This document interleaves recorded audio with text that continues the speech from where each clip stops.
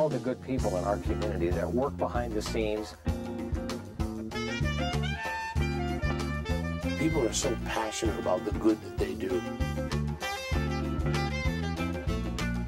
We'll look forward to seeing you every week here on the Homefront. Bruce and I are here all the time. We always invite you to join us. Welcome to another edition of On the Homefront. I'm your host, Bruce John. Today I have a very special guest with me, Becca Atkins. Becca, welcome to the show. Hi, thanks a lot. Becca is the Executive Director of the Artreach program in Norwich.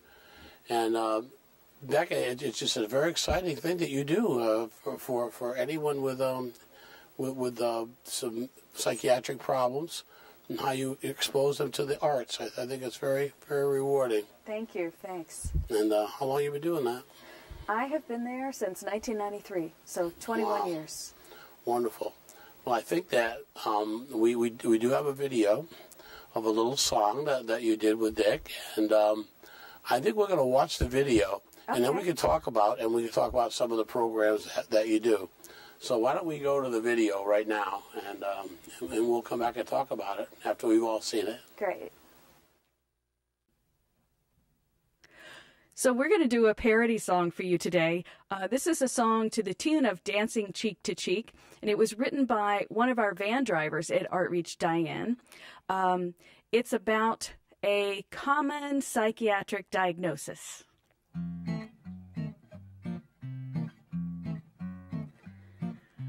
Counting, and it's mounting, all the numbers that are racing through my head, and I'm filled with such an awful sense of dread. Oh, I think I'll have the doctor change my meds. Clutter, you might shudder, 'cause my house is quite a mess, as you can see. Do my hands need washing, or is that just me? Yes, I'm living with a thing called OCD. Well, I'd love to go out dancing, but I have to check and see if the stove and lights and pictures are the way that they should be. Well, I'd like to keep things simple, but this high anxiety makes it difficult to function with a thing called OCD. Pray for me, I need a moment of peace to feel a cool breeze. Someone help me, please. Dreary, oh so weary, 'cause I'm counting, checking everything I see. From this illness, how I wish I could be free. But I'm living with a thing called OCD. Yes, I'm living with a thing called OCD. Yes, I'm dealing with this thing called OCD. And did I mention that I have this thing called OCD? Thanks.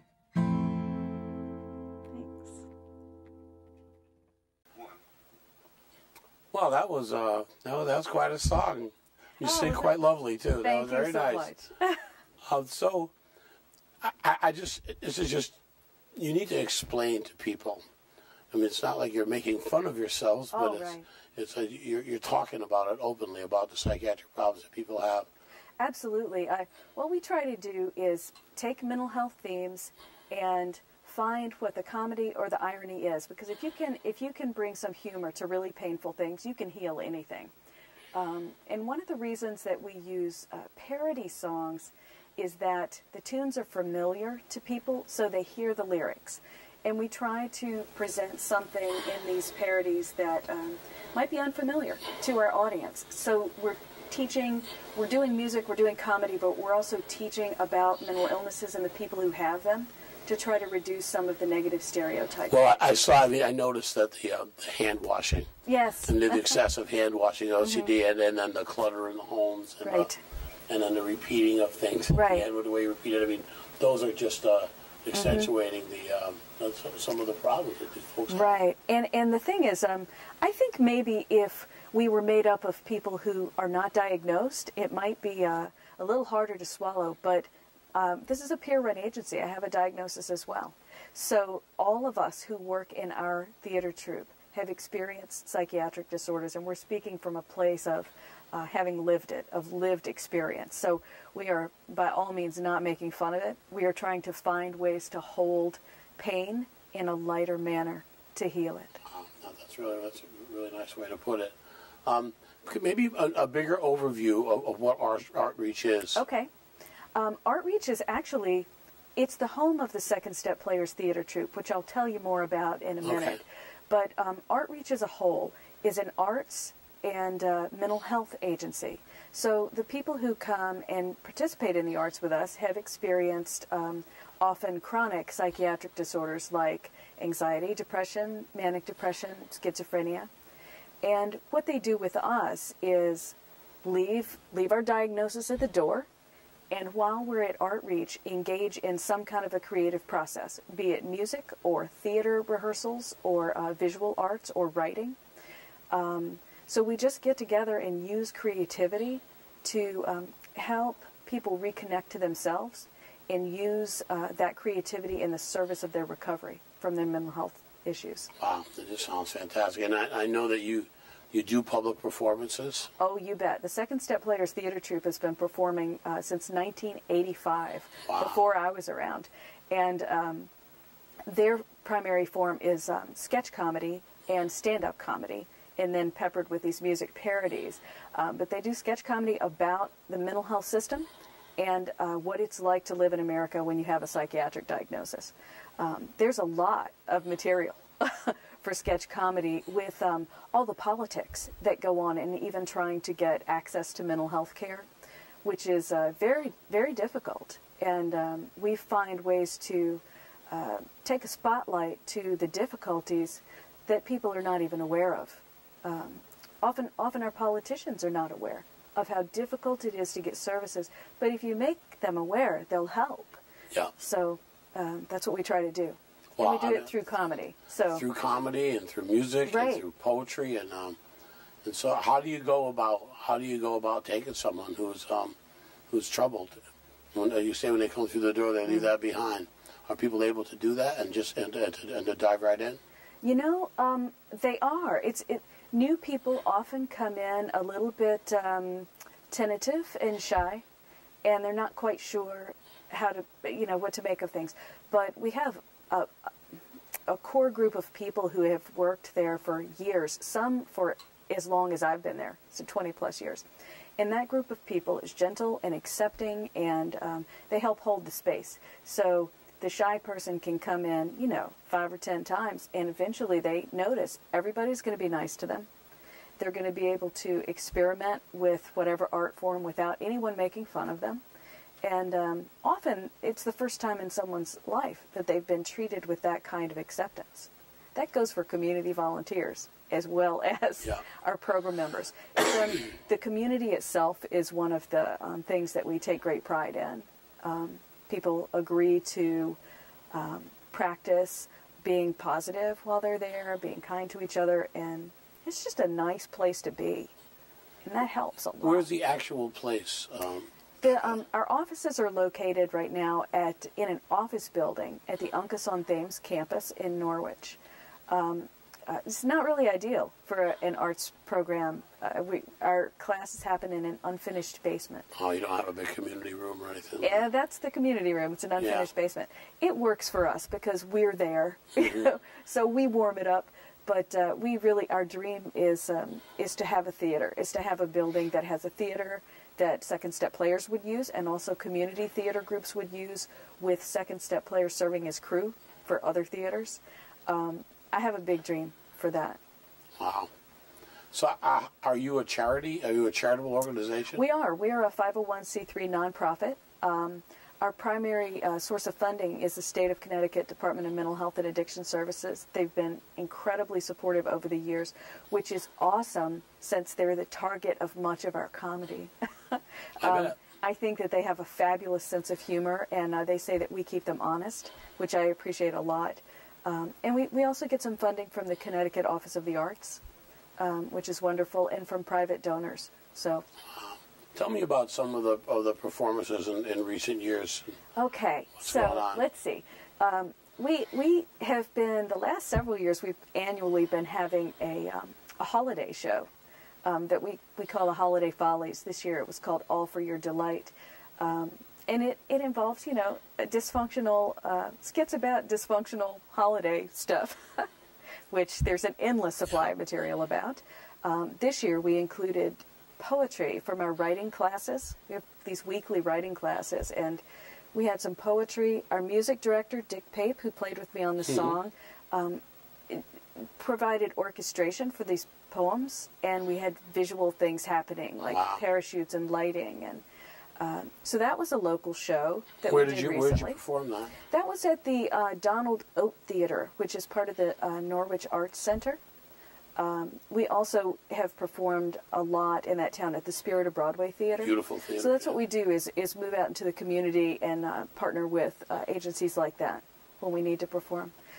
We also do an annual music showcase that has usually about 20 vocalists work for a couple of months with a couple of house bands and wide variety of music. So that's a thing that happens Does every Dick year. back him up on the guitar? Oh yeah, He's I play real bass. good. I play bass. Dick plays guitar. Cool. We have a drummer who comes Great. in. That's great. So, and we do touring shows. Our the other kind of public performances we are doing now are touring shows for. I love to perform for providers of mental health services like psychiatrists and nurses, allied healthcare professions, and students, psychology students. So we try to go in and do these shows, like for the nurses at Three Rivers. We go in twice a year, right before they do their psych rotation, to try to help them not be afraid to go in. And they always ask us what we would like to have from nurses. So it's great to be able to do that. What a great way to communicate through humor and through arts and music. Oh, yeah. Or something as such as difficult as psychiatric problems. That's great. Because it is really painful. So when you can get a little drop of comedy in that, it helps a lot.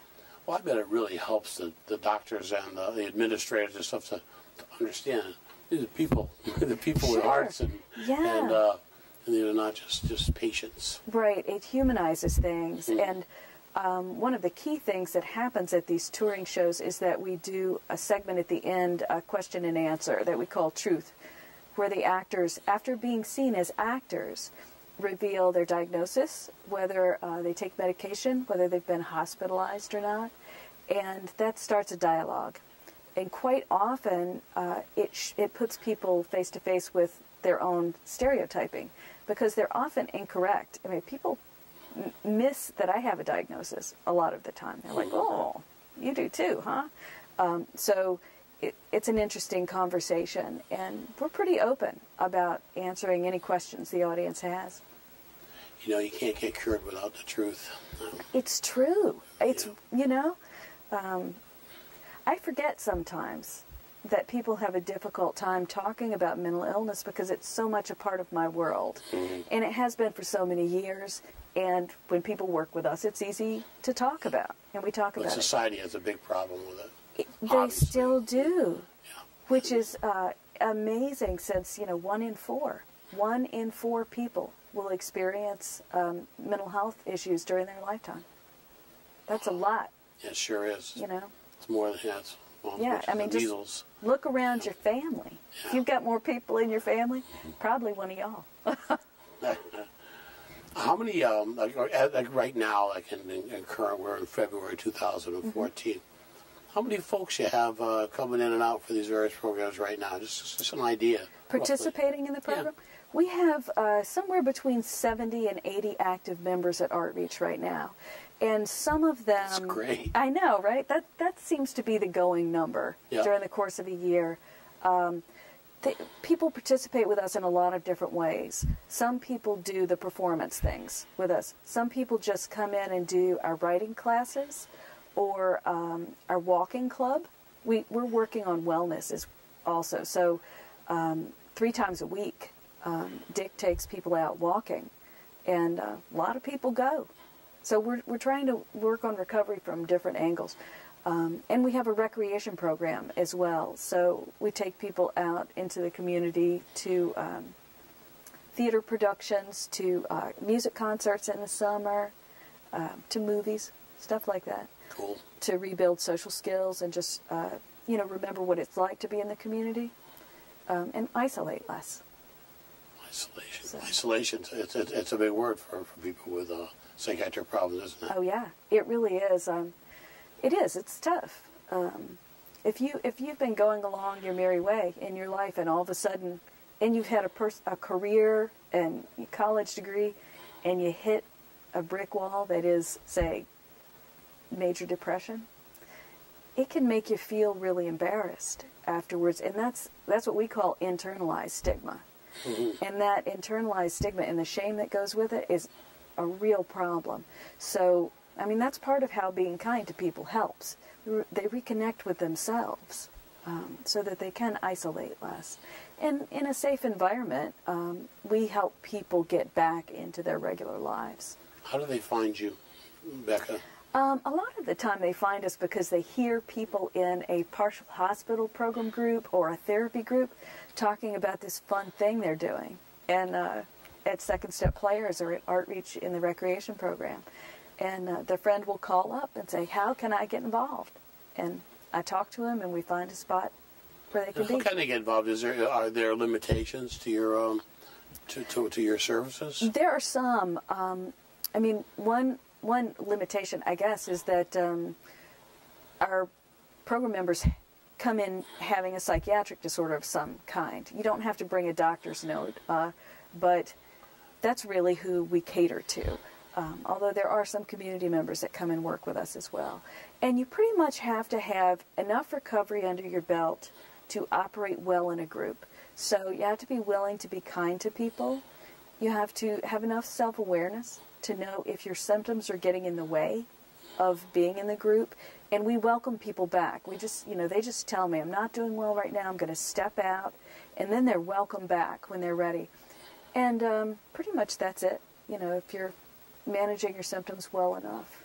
What are some of the actual diagnoses that you that your members have? Manic depression, schizophrenia, a lot of anxiety, a lot of people with major depression, like that. Some people with dissociative identity disorder, which used to be called multiple personality disorder.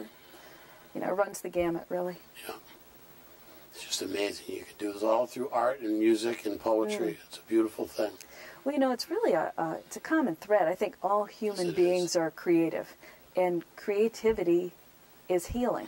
So, helping somebody connect with that, you wouldn't believe the number of people who have no idea, who don't know what their art is. Yeah.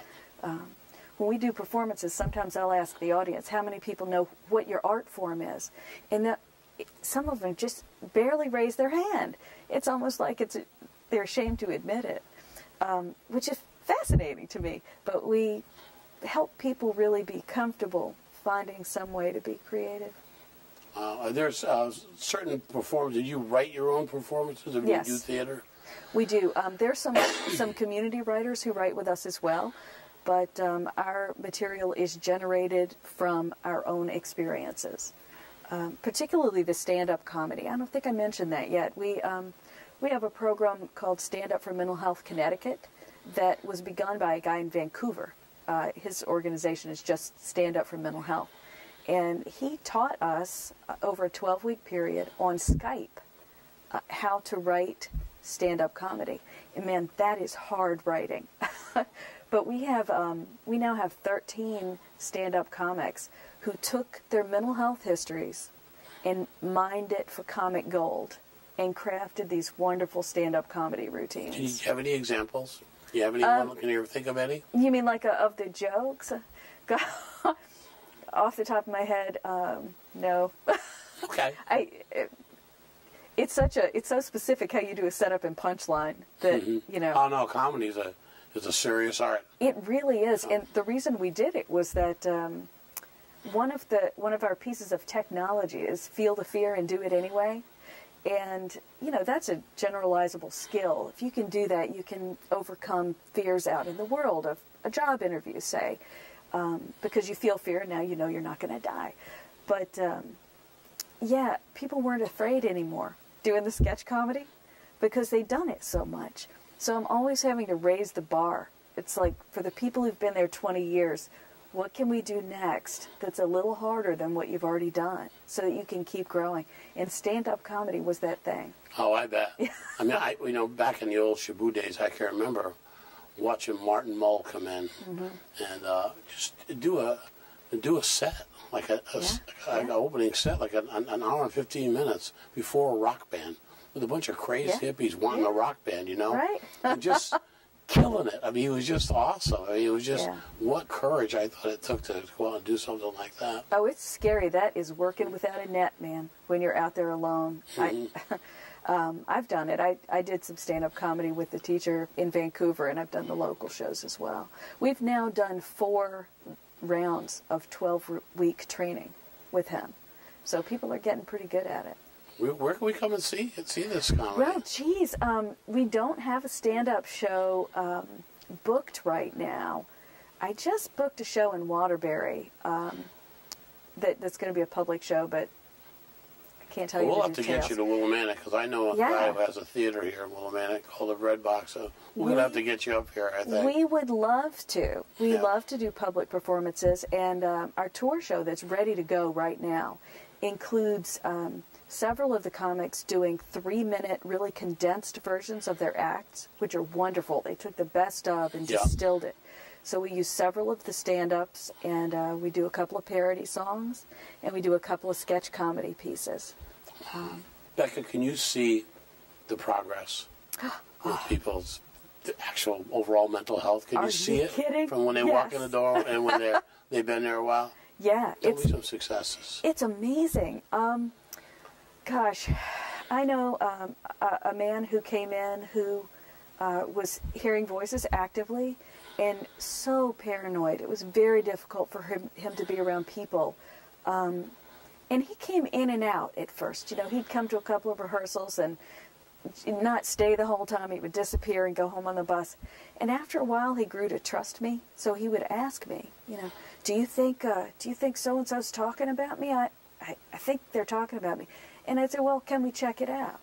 And he'd say, okay. So we would just talk to people. And this man was genuinely really cared about by everybody there. And he got that. To watch him come to a point where he understood that people cared about him, even when he was hearing these voices, was beautiful. Love and acceptance goes a long way. It does. Yeah. It does.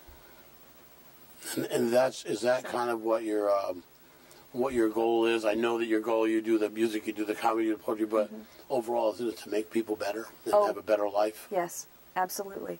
To enhance the quality of people's lives. And nothing does it like music and theater and poetry. So it's wonderful. Now, if someone out there in our listening audience has someone they know or themselves who are watching the show, would like to contact you, how would we find Artreach Inc. in Norwich? There are a couple of ways to find us. Our telephone number is 860-887-0014.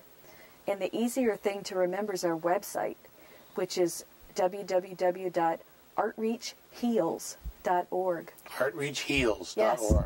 Yep. Artreachheals.org. And I like that. Boy, does it. No, that's great. So what's next? What's next for your, what are you working on right now? Well, I'm pretty excited about, we have our ongoing activities, so walking and writing are going on right now, and our jazz group that meets every Monday.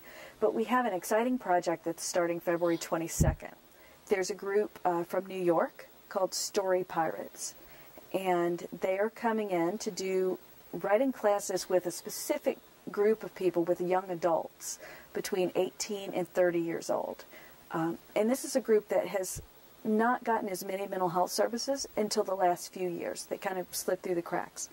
So this group is going to come in. They're going to do persuasive writing that they're going to develop into commercial-style skits. And those have been some of our best skits over the years, are commercials. Commercials for a product that you need in the mental health system. So comedy commercials. And then after 10 hours of writing classes, the Story Pirates will go back to New York. They'll take that writing, they'll make a show and rehearse it, and they're coming back to town. and performing that show for us the end of March. We're so excited. That's fantastic. Yeah, we've never done it quite that way before. So maybe we can get that on film. We'll talk to the powers to be here. They love stuff like that. Cool. Well, bless you for what you do. I really, you. really appreciate you coming on the show. It was a beautiful song that you and Dick did. It was really, I love that tune, Cheek to Cheek. But I love the word. It was deep. I mean, I'd love to see more of what the performances, and how people view their own mental illness through music and poetry and such. And I want to appreciate you coming on the show and know everything you do, all the good work you do. Thank you for asking me. Becca Atkins, the Executive Director of Artreach Inc. in Norwich. And you want to contact her, give her a ring, go on the website. And my name is Bruce John. I'm your host here on the Homefront. And On the Homefront is a public affairs community show. And we're out there looking for people like Becca who are doing good things in the community. And if you're one of those people, please call the station. We'd love to have you on the show. If you're not doing anything, get off your couch and do something for your fellow man.